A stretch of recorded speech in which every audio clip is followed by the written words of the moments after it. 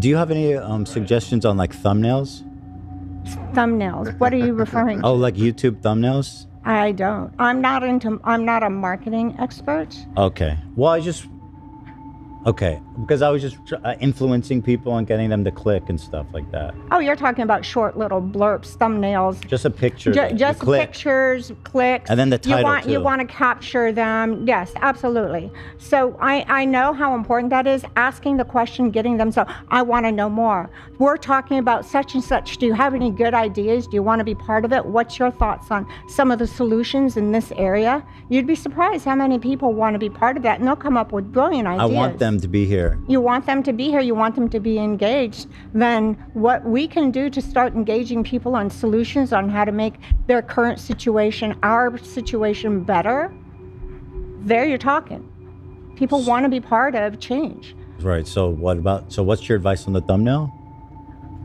Make it engaging. So that they can be part of it. And And then they can be part of solutions and ideas. Hey, we're coming up with these and these and these ideas, and then there's this and this. What's your thoughts on it? You have any improvements? And see where people go. And you can start a royal brainstorm of options. So, for example, like sometimes if I put someone in a thumbnail that I don't like, I turn their teeth yellow.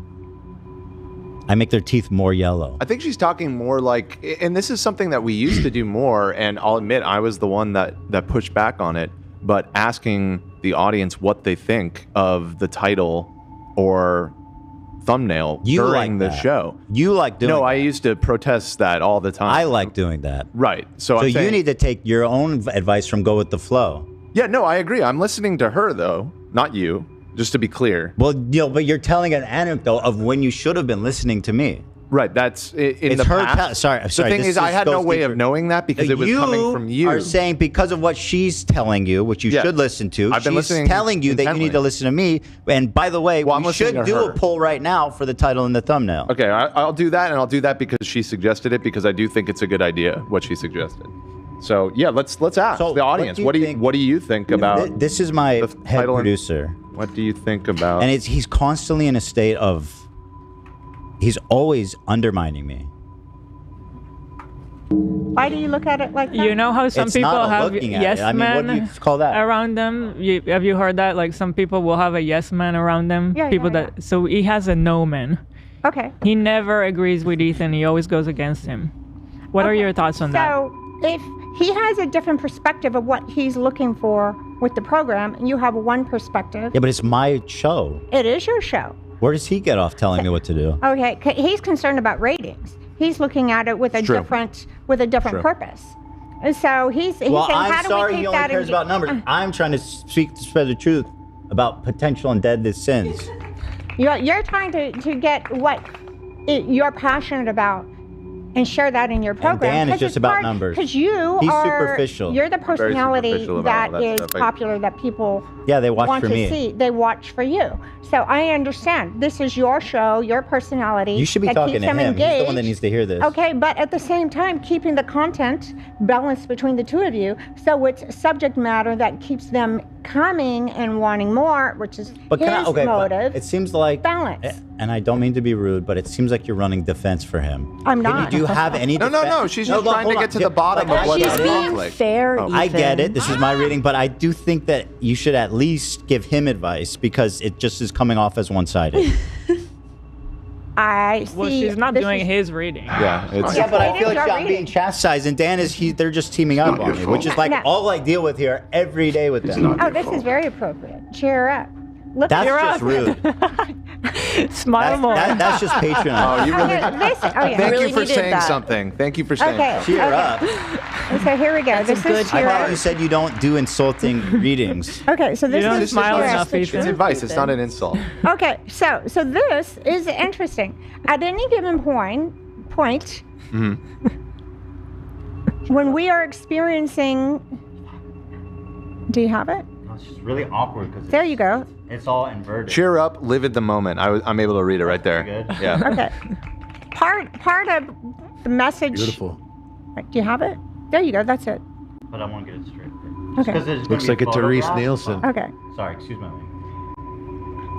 He has Tourette's. His Okay, hand is there, not very okay. steady. It's not a Tourette's, Dan. And then that's another thing. Oh, is it just a small disability? I didn't make fun of your disability. I was explaining why your hand is so shaky, which is that's true. Not why, bro. I couldn't get the inversion. Was it too heavy? It's all. Part of this cheer up is any given time, depending on what the emotions are, you have the ability to turn it around, and you do that very rapidly. That is a strong talent that you have. I'm trying to do it right now. You can do it very rapidly in being able to, what do I need to get back on track as quickly as possible?